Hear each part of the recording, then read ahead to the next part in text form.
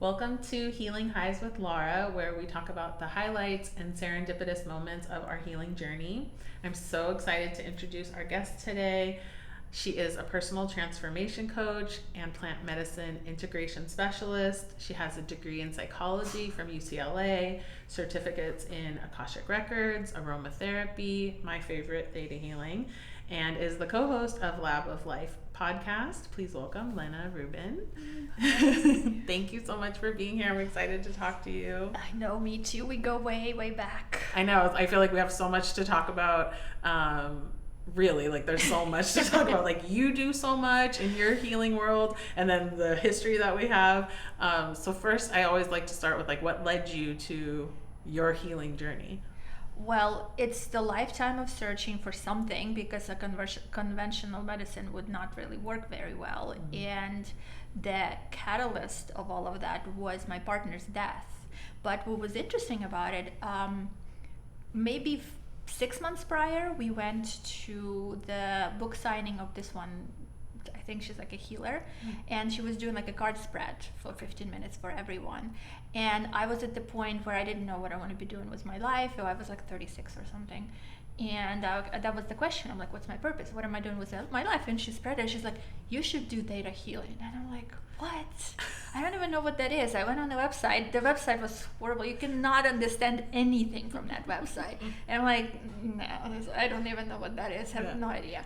And then when my partner died, and I was searching for like ways to process the pain and grief, ways to kind of like maybe connect to her, because I had like those interesting moments where I could almost feel her, and there were like interesting ghost stories there too.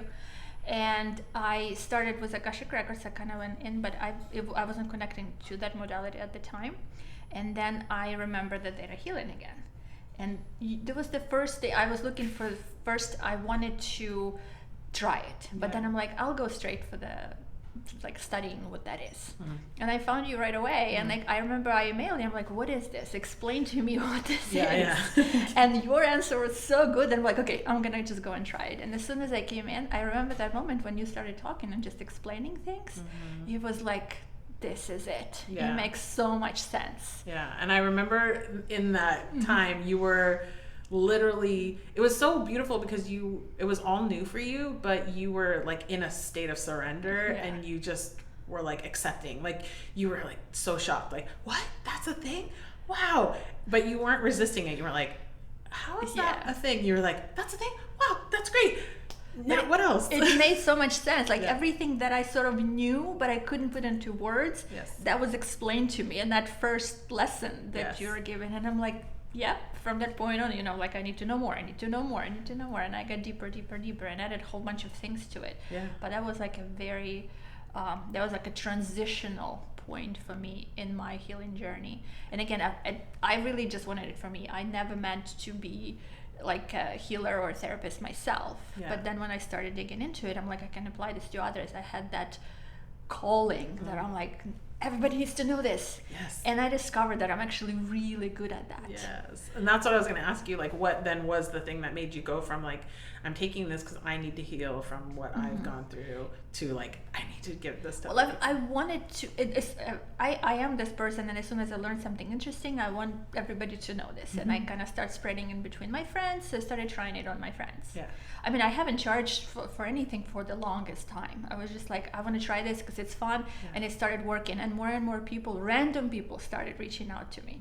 I mean, I still really don't advertise myself. It's all for word of mouth. Everybody send me people who ever learn about me. So there's like, I don't have any advertisement anywhere. It's just people who know people come referring to come to me. So it was about a year maybe when I'm like, I can actually make it maybe as my business. But at first it was like, it was very hard for me to charge for it, because for me it still was like, is this really working? Is it not working? No, I do have like a scientific mindset, so I always like, I need the proof. I need something to work. But then the proof was that I would do 1 session or 2 sessions with people and their life changed. So I'm like, okay, this is the proof.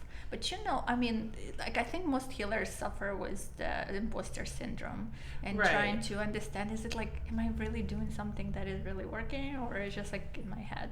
And like kind of along those lines, that validation did you have in your own journey of healing yourself, like a moment where you felt like the universe was like validating what you were healing or the path that you were on? I mean, when I work on myself, I still question things a lot. But I think it's just a response from others. Yeah, because if they're referring you to other people. Yeah, and I think some things, like I would do something and it would change, like there would be an actual evidence that lives of others change. Let me think of examples. Yeah. I think so. One of the examples was I was working with this lady who just lost her husband.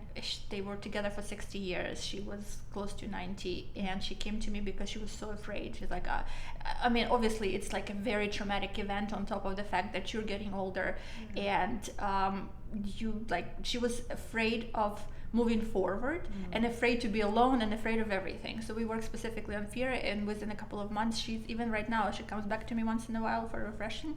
And she's like, I still don't have any fear. I'm not afraid to be alone anymore. I'm not afraid to drive, and I'm not afraid to go travel, and I'm not afraid of anything. So it's very empowering. It reminds me of something that you and I worked on, because when you came to the class, you never experienced actually having a session of theta healing, which we've talked about as like a common thing. People come to the class just feeling called to it, but they've never even had a session. So in the class, I remember you saying like, okay, now I need to have a session, like let's have a session. And then I remember that you had a fear of like driving over bridges. Yes, it still works perfectly. I actually want to try, we're planning on going to Europe this summer and to go to Paris. And when I couldn't get on the Eiffel Tower last time I was there, so I'm gonna test it out and see if I'll be able to, because bridges are perfect now. I'm actually enjoying driving through bridges right now. And it was like one time. Yeah. Only that first session that you ever had, and then like I remember you messaging me later and being like, I drove over the bridge, I was totally fine, it's gone, I feel great. And like that's a great validation of your energy, like being ready to shift, and that like you alone are powerful. Like we're working together in the session, but it's you know, you're doing it. So well, but it is important, like when the person is open and like the energies work together, because I did have a couple of people that just, you go in and it's like a wall, you're just hitting the wall, nothing, and I had to even say like, I'm sorry, nothing's working, I don't see anything, it's not gonna work, I have to refund you. It was like 1 or 2 times, but there are some people that are so skeptical that they're blocking the healing so much that they're just maybe not ready or something like that. In your own healing, especially in the beginning, what was it like for you to feel like you were unlearning things and shifting? Like I feel like you were just shifting so fast. Like it was surreal, because I'm still questioning it. I mean, after so many years, it's still like, is it really, am I really doing this? Is it really working? Because I always like go for the physical evidence. But I could see the results. I could see my perception of the world is changing. So that it's almost like it's not really physical evidence, but it is an evidence that I was able to tangibly feel in my life. So that's why I was going more and more and more and learning more and more and more about it, because it really felt like I was feeling the changes. And maybe like how you're saying you still to this day are like, am I doing? Maybe that's part of what keeps you wanting to learn more and keep trying things, because you are still like, you love learning and you love uncovering these things. Listen, I think it's let's call it a dream. My dream is that UCLA has a metaphysical department. Please, can you be the head of it? And I'm the head of it, yes, and maybe like I create it and make it happen. So, and I'm actually, I'm studying at the Sedona University right now, metaphysical, like I'm going for my PhD in metaphysical studies. Amazing. So in a couple of years I'll be able to get that. So I'll be ready to have the Department of Metaphysical Studies at UCLA. And that's the thing I think is so cool about you, because here you came into the class where I met you like fresh, right? Like you didn't have healing experience. You're just like, I'm going through something, I need some healing, I'm gonna heal myself. And then we fast forward like all these years later, and here you're like doing all of that. And it really is the thing that we say, it's not like you're learning something, you're remembering what you already know. And this is all inside of you. You have all these gifts and you're just remembering them. And that's like, I embodied that almost a couple of years ago. I understood that I don't have to study, because remember, like when I started, I was like, I have to remember the script. I have to like learn it. And then when you relax into it, you just like, you like almost know that, and you don't have to worry about it. And then I also remember how it was hard for me to kind of like trust the creator.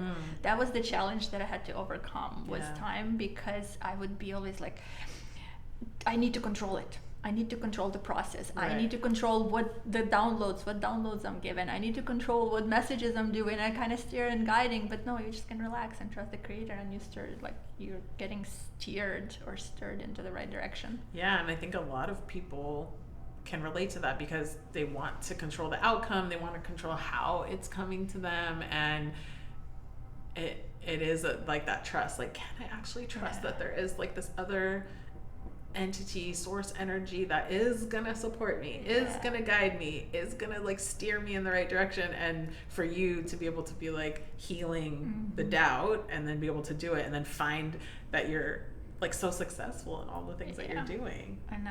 The other thing about that was to trust myself that I am doing everything I can for the person, because my thing was, I'm going to do something wrong and I'm going to harm that person, or I'm not going to help that person. They come to me for help and there's nothing I can do. So that was the other, like a big obstacle for me to heal within myself, to trust me that I'm doing everything I can and my intentions are pure, and I'm giving everything I can possibly give, but the person will take exactly what they're capable of taking. Not more nor less. Yeah, and if some of it they're not ready for, you're planting the seed for later for that to kind of click for them. And I actually had a lot of instances like that. They would come to me and then be like, oh no, so somewhat skeptical, and then 6 months later they would come back like, things happened. I want to come back and do another session. I get it now. I was ready. I almost see that sometimes as we're offering the healing, they say yes to receiving it, and then it's like sifting in their body and integrating, and then there's like a moment in the future where they really say yes to it, and everything moves and clicks, and then it changes, and they're like, oh, that's because I worked on that thing with her 3 months ago, and now I'm like letting it in. And so then they're coming back going, okay, everything you said, yes, let's keep going, I want to do it again. I know recently you've been, and not even recently, for years you've been really working with plant medicine. What kind of, can you tell me like what helped you discover that? 2020, I mean, it was like a crazy transformational year for everybody, I think, in different ways. It was a great year in the sense of I discovered so much, but like overall it was really challenging. And I got introduced first, I think, I started with psilocybin. It was like friends introduced me, and I'm like, oh, this is interesting, but it was like a small dose, and I didn't really tap into it. And then I went straight for ayahuasca that year, and that was so profound. I remember we talked about it. Like I told him, like, what is it? How is it going to be? But like again, my sense of I need to control everything, or at least know or prepare. There's no way you can prepare. No way. Even if you've done it 20 times. Exactly. And even if you know what to expect, there's like, you don't know. It's not gonna, it's not, it's just whatever happen will happen. So it was a very, very challenging experience, because again, my intention was to let go of control. Oh, that was a roller coaster. I like died and lived so many times throughout those couple of hours of that process. But it was, when I came out of it, I was really like reborn and understood so much. Like, I don't know, it was like opening on so many levels in my mind and my heart and my energy field. And from that point on, it's like, I'm doing those big giant leaps. It's like almost in leaps I'm going through the different processes, accumulating more tools. I actually added, like, I think 4 months later I did another ayahuasca, and then I tried MDMA, and then I tried the combination of both. I was experimenting. I want to try San Pedro now, but I haven't tried anything else besides those, but I'm incorporating them in my work. And I do both like macro dosing and micro dosing with my clients, different variation of it. Of course tailored to Yes. them. And recently I discovered Amanita muscaria mushroom, which is a legal mushroom, but it has so many properties that I never actually. It's crazy because my grandma, she was like an herbalist. She was doing a whole neat. bunch of tinctures and things. I remembered now that she used to use this mushroom to help addiction. Like the women would come secretly to her to bring it up and give it to their husbands who were drinking. Oh my God. And I'm like, oh my God, she used this. I remember now. She really utilized it. And also like for pain and some other things, she used to make like tinctures and creams. And I'm like, how did I not remember this? That's For so many incredible. years. But I think that's the beauty of plant medicines. They come to you specifically when you need it, and then if you like release, if you let go of control, they'll do whatever you need to do. Yes, I know you were talking about that mushroom, and I was looking into it more because of you. Yeah, and it's really incredible what it can do for people. It is. I'm actually doing like I have this dual mushroom therapy protocol right now that I'm incorporating both into microdosing, because with Amanita it's really good to microdose. It's not like a psilocybin mushroom that you can have those impactful trips or any other like one of those ethanogenic elements. But you can have that if you take certain amount, but I feel that this mushroom is not for that. It's more for like a body balancing. Make sure to create a homeostasis in your body, and maybe even balance all your bodies, like energetic, whatever like all the bodies that we have. It creates that balance, that equanimity. Wow, that's so. You were telling me that you're developing your own methodology. Are you using that? The plant medicine, I kind of keep it separate because it's like it's his own. It's a whole field on its own. Yeah. So I have like depending who needs what. I'm talking about like my methodology metaphysically. So all the metaphysical tools that I accumulated throughout the years, starting with Theta Healing, I now want to blend into something that is more, because I feel that even Theta Healing, some of the things are a little bit outdated. Like I feel we're shifting, like we're changing, and this quantum stuff are changing. So many new things are happening that it's like you need to keep up with the fast pace of it. And I want to blend like Akashic Records. I wanted to blend like aromatherapy, anything else that is metaphysical into it, or like mainly mind-body connection. So I firmly believe that, well, we all know we're energy, and I feel that every emotion, every traumatic event, everything that might be your grandma's traumatic event that is coming, which we know in Theta Healing, you can have the memory on a genetic level. It could be stored in us and then transform. It is stored in us, and eventually could influence our physical as some kind of disorder or disease or anything that's not good. So if we address, let's say if the person has some sort of a disorder or disease, we should look at the metaphysical portion of it and not just at the physical. So it's all combination. So all of that, like I'm packing all of it together and trying to figure out how to shift. But the main point of it is that everything comes from the brain. And the more I started using and working with ethanogenic medicines, like plant medicine, the more I understand that everything around us, it's the story that we tell in ourselves. Like your story is your story, my story is my story. It's all in the head, and all you need to do is rewrite the story. Which is something it is the core of Theta Healing as well. But I just I wanted to tweak and add my own little things to it. And you, like you said, you're coming from all this education, and then even more so once you went to UCLA, and now you're doing all this other. It's really incredible. Like it's going to unfold even more powerfully. I'm very excited about it. How do you notice, like, as you're healing, right? Because even though you're doing all this stuff for others, you're still healing. How do you notice as you heal, it affects that? Like, oh my God. So like, even people who work with me before and work with me now, they can notice the difference. That the process is so much more seamless and easier and faster, and like it takes less time for me to do certain things now. Nice. So it's like I can immediately go in and identify whatever it is, and we can immediately like transform it into something else, although if the person is ready. Yeah, That's true. a big key component. And sometimes people feel like they are ready, but they get into it, yeah. and it's like, oh, I but don't want to know. it also very important when I started trusting myself more. People started to trust me more, Yes. which I noticed that I'm like I healed that moment within myself, and I could see how the response is different from others. Yes. It's sort of like, because before people would question me because I would question myself. Right. Yeah. That's so true for anything. Like, we want more, love in our relationships, and it's like, well, let me love myself more. I know. Yes. But I wanted to touch on also UCLA. I had this obsession that I have to have official education. Right. It had to be like science needed to be involved. Yes.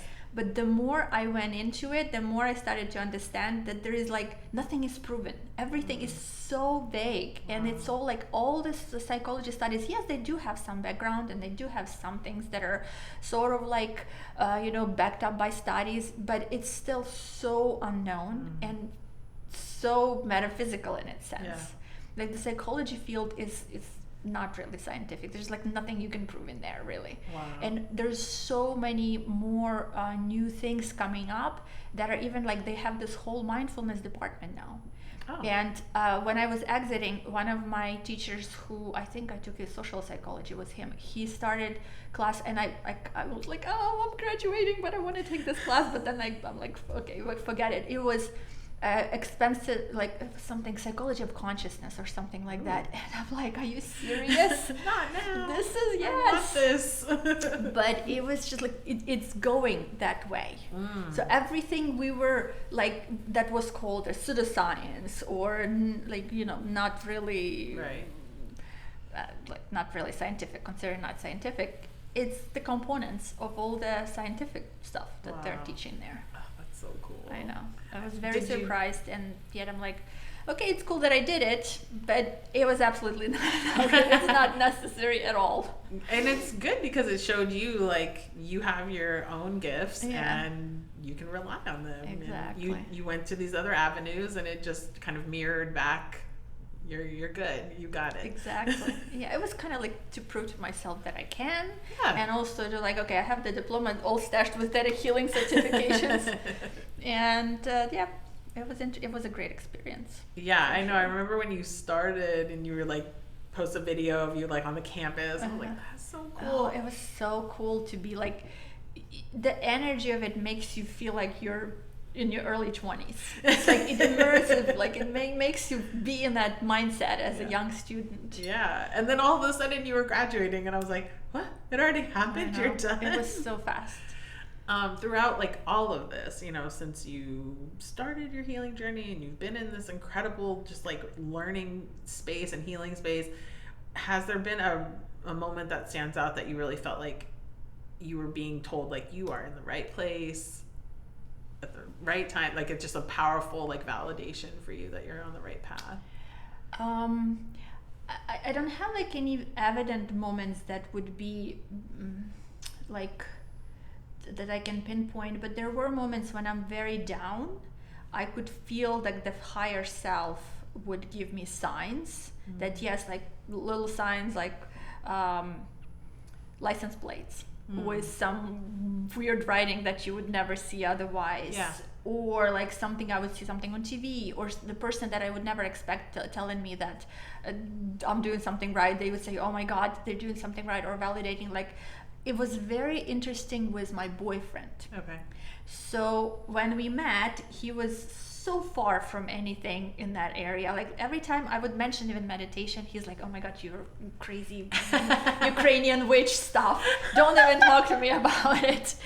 And then now he literally, like, we both watching Gaia, we both go into the festivals, we both meditating, we both doing yoga, and he's like immersed into that. But the transformation throughout the period that we were together, it's just like incredible. And I can tell that this like my thing. So every time I'd be super disappointed with myself, or I'm not moving fast enough, or I'm not in the place that I want to be, especially if I have like low moments, like I had this summer. It was like a very intensive, how do you call it, the dark night of the soul. Oh, right. Yes. That you just go in, and it's interesting too, it's almost like I would be watching myself from outside, and yet I be in it. It's like, psychedelic experience on its own, Yeah. without any psychedelics. So I would sit on the couch and be like, I don't want to be here anymore. It is so hard. I want to exit. And I'm never coming back to this realm ever again. And then I'm like, well, but you were struggling through ayahuasca, and then you went back for it. So you will. And I'm like, I will. And I'm not going anywhere just yet, because I know I have to do. So it's like I have this duality in me that telling me like, no, you're still doing things, and this is why you're doing things, and here are the highlights of why you're doing this. So I don't really have any good examples to give. Yeah, but I think that's all perfect, because like you said, there can be specific moments where it was like you saw the numbers, or you saw something that supported you. Also, you would get like this validation from people, or you're just your like own somebody would say the self phrases, like on Instagram. I love internet, because internet just pops you things, and it's like, okay, I got it, I got the message. Yeah, it's like literally your guides being like, she's gonna read this, let's put this in front of her. Yeah, like you're like, is there a chip in my head? How did it know? I was thinking about that, I didn't say it out loud. That's exactly how I feel. And I like a lot of messages come through internet. It just like appears, and I started being so much more receptive of it, because before I'm like, I would be blind. I'm like, no, this is all stupid. This is all it's all in my head. I don't believe in it. No. And now I'm like, yeah, I got it. I see the point. Okay. And the messages became clearer. Yeah. So it's really even the words that I need to be hearing exactly specifically right now, that will just appear. Yeah, I know exactly what you mean, because they say your phone listens to you, so it can like tell the algorithm what to give you. But if I've never said it out loud and I've never typed it into my phone, how did it know to show me that thing that I was thinking about 2 hours ago? But it's not even that. So like recently I had I'm about to open my own business. I want to like sell the different mushroom supplements, and I was like, I cannot do it. So there's so much self-doubt. I don't know, I'm not good enough. And then it all went into my personal, I'm not good enough. I'm like, my body is not in a good shape. There's aches and pains. I'm not like strong enough, whatever. It went all like deep. And my friend sent me this ring. You see, you can tell. Nice. Yes. Oh. I am enough. Aww. And I opened the box and I'm like, see, how did she know that? It's like, what is happening? And immediately, and I snapped and like, okay, I got it. Yes, I'm good. Like, knock it off. Yeah. It was like a click. It's like the sign that like pushes you. It's almost like that tapping point. Kind of like a tipping point. It tips you into the direction that you need to be going. Yeah, because when you start spiraling. I was just gonna say, you were spiraling, and then your guides or angels were like trying to tell you stop, and then they were like, okay, if someone sends this to her, it'll kind of wake her up and then help her keep going. Because I feel like those moments, that is what it is. It helps us know this journey can be really hard and uncomfortable and lonely, and so sometimes we need those moments to be like, wow, okay, that's amazing, I need to listen. When you're talking about your methodology that you're creating, or this new business that you're about to go into, what are some of those, like if there's someone listening to this that is feeling like they're vibing with you, what are the things that you want to help people with those things? So we are creators of our own reality.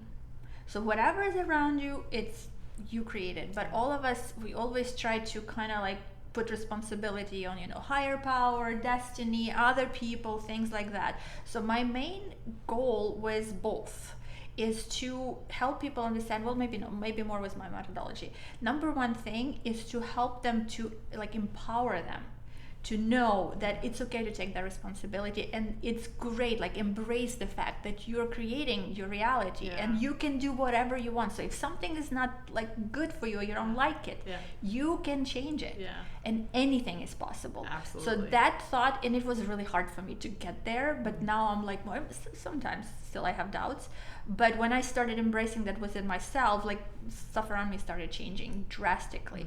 And I really want to teach people how to do that, how to like really embody that creator mindset versus the victim mindset. And like, oh, you know, this person is mean to me, this person is up, like, you know, we all tend to stay in that fearful state of, you know, guilt, shame, fear, lower vibrational stuff. So I want to teach people how to rewire all of that and stay in the high vibration, because you can create only from that higher frequency. And then start creating and embody that more and more and more, because, you know, the more people can do that, the better the world will be around us. Absolutely, because then we're creating from that higher place and not from this lower density emotions. I love that so much. I know you're going to help you already have helped so many people, and now it's just going to expand even more. But my goal for now is like to empower at least 1 million people, and then we'll go from there. That's all. Just that. Well, I absolutely believe you can do it, because how much you have done since I've met you, I feel like is so much, and like you're just like building momentum. It's just going to be even faster. So I 100% believe all and that. It's interesting, like I really feel it in like my close relationship, and I was really like teaching my clients that when you change your perception, and it was very evident. I remember last year we worked on my relationship, and like I have a list of ideal partner. Like I had a list of my dear partner. When I met my partner, he maybe hit like 10 points in there out of 50. Now it's almost like 50. That's so when I started changing my perception of him and of my relationship, he started fitting in. And obviously it's like, if it's not the right person, they will not fit, they'll fall off. But if it's the right person, they will fit into your view of the world. And it could be anything: your job, your view of self, your, you know, how your life should be, what kind of house you have, what kind of like reality. If you want to fly private jets, you can fly private jets. You just have to embody that and understand that it's possible for you.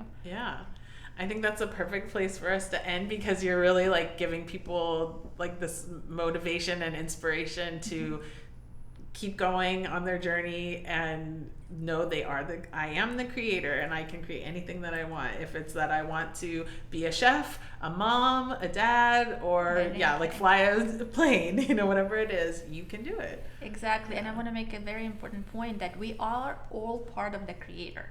We're not separate from God. We are part of God. God experiences the world through us, so we just have to embody that within us. And you know, like before we needed the church or shamans or everybody else to kind of connect us to that. That's no longer the case. We're moving into the space in this new era of the Aquarius, which I'm very excited about, that all of us can be the God.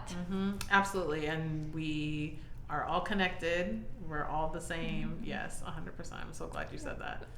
Well, thank you so much for joining us, and we will put all of your information on the description, so that if you feel that you want to work with Lena and any of her many amazing skills, then you can.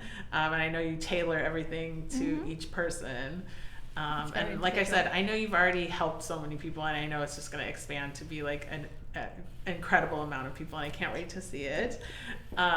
So yes, we'll have all her contact information below in the description. And so just thank you, healer, for joining us, and I wish you joy and serendipity on your healing journey, and I hope our paths cross again. So we always end our session by asking the void a question. So the question today for the void is, have you ever written a book? Yes.